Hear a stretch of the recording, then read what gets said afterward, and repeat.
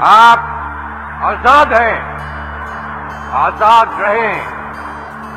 आप लोग इस मुल्क पाकिस्तान में अपनी अपनी इबादतगाहों, मस्जिदों या मंदिरों में जाने के लिए।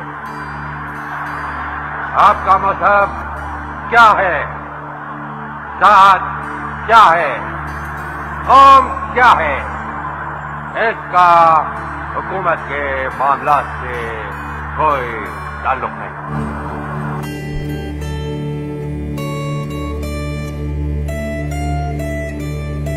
As in life and the property and the religious belief should be fully protected by the state at any cost.